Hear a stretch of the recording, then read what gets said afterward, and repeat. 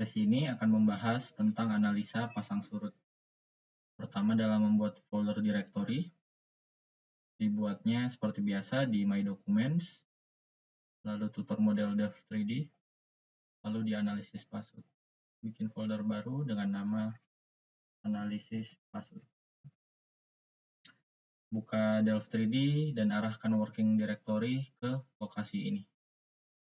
Delve 3D saya letakkan di dashboard, Win32, lalu Delve 3D.menu.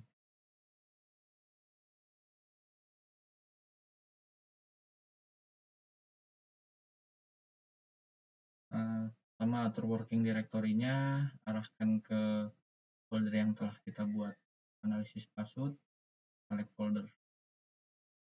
Lalu langkah selanjutnya adalah download data password. Yang pertama buka link ini.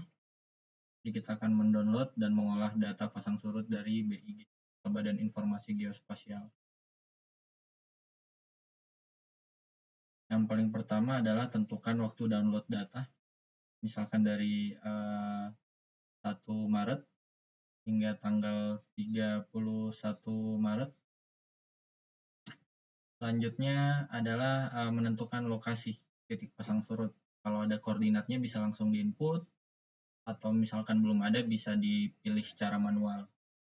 Caranya adalah dengan peta ini di zoom, bisa digerakkan, lalu di zoom lagi, digerakkan. Nah, misalkan lokasinya berada di perairan Jakarta, kita bisa ambil satu pin, satu titik, lalu kita setelah masuk di ini koordinatnya, otomatis lalu bisa klik proses predict type. Ini sedang mengekstrak data pasang surut yang telah disediakan oleh BIG. Lalu nanti untuk mendownload data klik tinggi password. Ini yang dimaksud klik tinggi password. Nanti akan ada file txt yang terdownload. Lalu kita buka. Data ini akan kita copy ke dalam Microsoft Excel.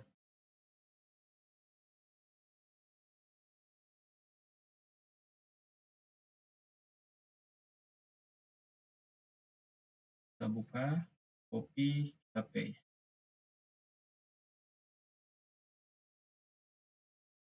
Ini masih dalam bentuk teks, kita ubah ke dalam bentuk angka.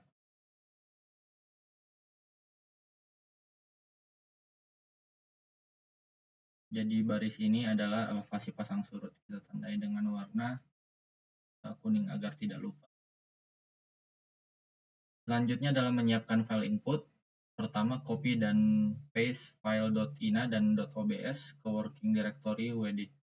File .ina dan obs ini bisa di-download dengan link saya berikan di bawah di description, dan ini adalah file input atau format file input untuk analisis pasang surut di Delve 3D.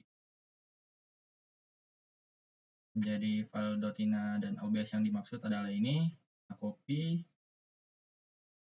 lalu di paste ke dalam working directory atau WD. Nah, lalu kita buka file OBS dengan TextPad, open with TextPad. Nah, selanjutnya kita copy data pasang surut dari Excel ke file input.obs. Nah, jadi ya di copy ke sini, ke bawah ini. Jadi kita ambil data pasang surut ini, kita copy, kita paste di sini. Habis itu bisa di save file, save, lalu di close. File 1 sudah siap. Selanjutnya buka file .ina, baris 5. Biasanya bukanya dengan lewat TextPad atau bisa dengan text editor lainnya. Ini baris kelima, ada tulisannya 5 di sini. Nah, angka 4392 ini diganti dengan banyaknya data di file OBS. Banyaknya data itu adalah sebanyak, kita blok ke bawah, ada tulisannya count-nya ada 743. Ya, ada 743 data. Lalu baris ke-67 diganti dengan tanggal awal dan akhir data pasang surut. Tanggal awalnya adalah tidak lain 1 Maret 2021 jam 00. Tanggal akhirnya adalah 31 Maret 2021 jam 23.00.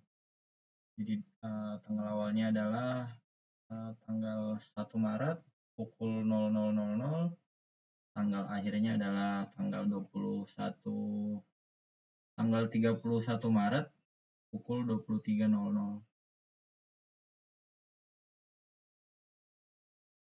Lalu baris ke-8 diganti sesuai dengan unit dalam data pengukuran. Misalkan dalam data ini sendiri karena nilainya 0, berarti ini adalah satuannya dalam meter. Atau di sini ada keterangan Z dalam kurung M, artinya meter. Ini diganti M. Lalu baris ke-21 yang tulisannya seperti ini. Nah, ini adalah jumlah data. Kita ganti dengan 743. Ini kita ganti dengan waktu awal dan waktu akhir, baris 22 dan 23. Nah, baris 25 dan 26 seperti itu juga. Lalu ini bisa kita save.